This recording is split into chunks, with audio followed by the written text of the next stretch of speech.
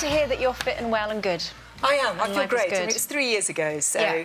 I've got 2 more years on the drug called tamoxifen, and then I'm free of it. It is every woman's nightmare, though, reading about it, that you just go for a routine mammogram and then somebody has a very serious face and says, hang on a minute. It is that serious face. And I went in to have my mammogram, as, you know, lots of women do, and I went and sat with your, you know, with your gown on and thought, oh, gosh, come on, I've got to pick my child up from school. And feeling perfectly well. well. Feeling perfectly fine. And they came back in and they said, oh, can you just come back in? We just want to check something. Went back in, didn't really think about it, thought, oh, well, it's probably shading or something. And then they said, can you come back in a couple of hours? We just want to do a biopsy. And so I said, yes, no problem, no problem. And went outside and burst into tears and phoned my partner.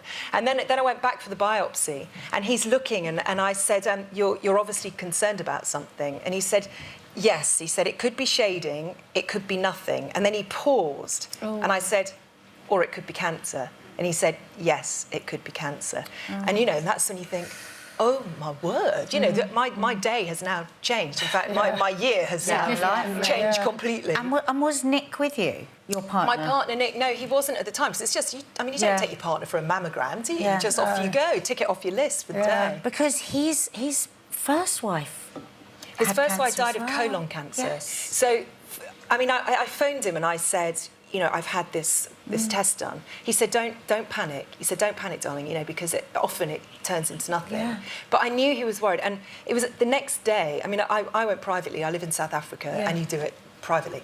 So the next day, they phoned me and they said, I'm very sorry to tell you that you have got breast cancer.